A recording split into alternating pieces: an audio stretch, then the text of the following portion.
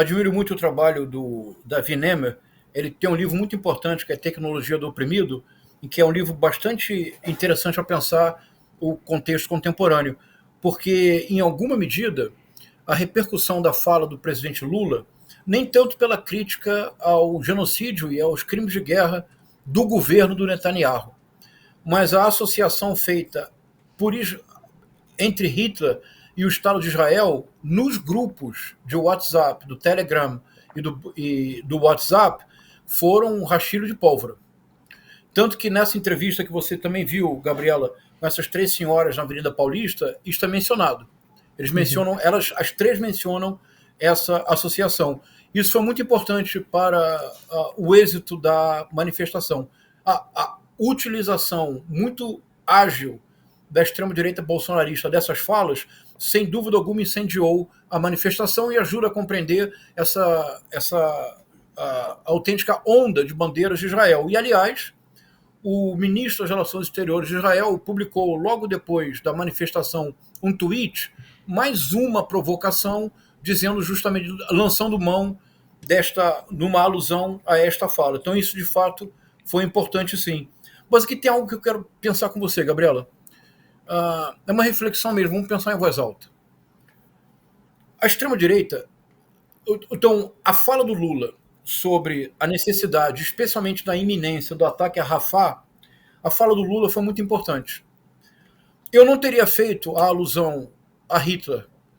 Não era necessário, para o argumento forte do presidente Lula, lançar mão do argumento Hitler, lançar mão do nome Hitler. Bastava dizer o que precisa ser dito, é um genocídio inaceitável. Isso, de fato, deu força para o Netanyahu e para a extrema-direita bolsonarista. Mas se o presidente Lula não tivesse usado o nome Hitler e tivesse dito genocídio, de igual forma eles teriam aproveitado. Se o presidente Lula não tivesse dito genocídio nem o nome Hitler, eles igualmente teriam aproveitado dizendo que o presidente Lula não condenou o Hamas. Se o presidente Lula tivesse condenado o Hamas, eles ainda assim criticariam dizendo que a condenação não era suficiente. Ou seja, o que eu quero dizer é o seguinte, Gabriela, é que nós precisamos realmente, isso é um apelo que eu tenho feito para a reflexão de todos nós precisamos começar a libertar as nossas pautas e as nossas mentes do caos cognitivo produzido pela extrema-direita. Por exemplo, a semana passada, o deputado federal Gustavo Gayer, se nós formos falar em mal, ele é o verdadeiro agente do mal. Gustavo Gayer divulgou um vídeo dizendo que ele Gustavo Gayer, foi investigado pela ABIN e que, portanto, ele não nega mais que houve uma espionagem ilegal na ABIN. Mas ele disse que essa espionagem foi feita por agentes infiltrados do PT, Gabriela. Ele fez esta fala dele, repercutiu de imediato nos grupos bolsonaristas do Telegram e do WhatsApp. Então, nós precisamos, em alguma medida, nós vamos precisar encontrar um equilíbrio difícil, porque, veja, como jornalista no seu caso, no caso de Série Notícias, vocês têm que repercutir essas falas e refletir sobre elas. Nós temos que encontrar um equilíbrio entre isto e precisamos começar a nos libertar desta pauta. Então, vamos pensar um pouco na manifestação do domingo? Posso, com você, pensar dois pontos? Sim. Vamos lá. Primeiro ponto. Foi impressionante o número de pessoas que o Bolsonaro levou? Foi. Sim. Nós somos pessoas adultas e maduras, nós não negamos a realidade. Ele comprovou, como aliás eu disse numa conversa com você, num dos programas do ICL, que só há dois políticos capazes de mobilizar multidões: o presidente Lula e o ex-presidente Bolsonaro. Se nós disputarmos numericamente, eu apostaria na vitória do ex-presidente Bolsonaro. Por quê? Meu Deus, como o João diz isso? Porque o ex-presidente Bolsonaro conta com uma máquina permanente de desinformação no WhatsApp, no Telegram, no YouTube, no Twitch. É um sistema muito elaborado, com financiamento transnacional, que não para de produzir conteúdo audiovisual 24 horas, 7 dias por semana. Mas são os dois únicos políticos que podem levar a multidão para a rua. É uma surpresa que ele tenha levado 185 mil? Não. Foi os 700 mil que eles anunciavam? Não. Foi um fracasso? De jeito nenhum. Levar 185 mil pessoas para a Avenida Paulista é um enorme triunfo político. Então, somos honestos e está reconhecido. 2. A manifestação foi uma manifestação tipicamente bolsonarista? Não. Por quê? Ora, como é possível, Gabriela, uma manifestação tipicamente bolsonarista, na qual o Bolsonaro não faz um discurso virulento, na qual os seus seguidores não pedem intervenção militar, na qual não se critica, não se considera o Alexandre de Moraes o ditador da toga e o Supremo Tribunal Federal uma ditadura que deixou de ser disfarçada. Percebe o que eu estou dizendo, Gabriela?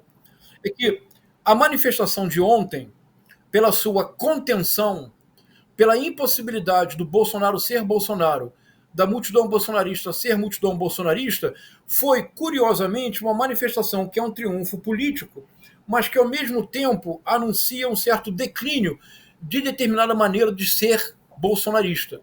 Virulenta, agressiva, sem limite, sem freios. Pelo contrário, ontem o que houve o tempo todo foi freio. Agora, quem é que... Então, terceiro ponto. Então, primeiro ponto. Foi um êxito? Foi. Negá-lo a infantilidade? Foi. Êxito em que medida? Não exatamente um êxito bolsonarista, Gabriela. Porque a manifestação parecia tudo menos uma manifestação bolsonarista. 3. Então, em que direção caminhou o êxito? A manifestação de ontem foi muito mais neopentecostal do que bolsonarista. O que isso quer dizer? Proponho. Em 2018, o eixo da ação política era o Bolsonaro. Veja, e nós temos que reconhecê-lo com a mesma honestidade intelectual de sempre. Jair Messias Bolsonaro, em 2018, foi o maior fenômeno político de toda a história da nova república, superior ao Luiz Inácio Lula da Silva em 2002. De novo, João, como é que você diz isso? Objetivamente, em 2018, com um partido ridículo, o Jair Messias Bolsonaro elegeu-se presidente da República sem tempo na televisão, sem ainda estrutura partidária, por exemplo, com a qual contava o Fernando Haddad e o Geraldo Alckmin, e ele não somente foi eleito presidente da República, ele elegeu uma multidão de anônimos, deputados estaduais, federais, senadores e governadores. De acordo, Gabriela?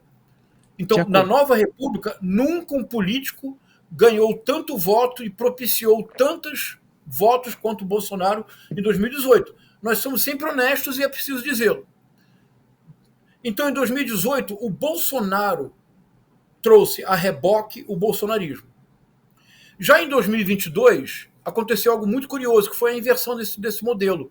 Em 2022, na eleição, na verdade, o grande derrotado da eleição foi o Bolsonaro. O grande vitorioso foi o presidente Lula, com a sua extraordinária capacidade de tecer acordos. Quase nós poderíamos dizer com bom humor que em 2022 quem venceu as eleições foi a terceira via, Gabriela. Só que o Lula virou a terceira via.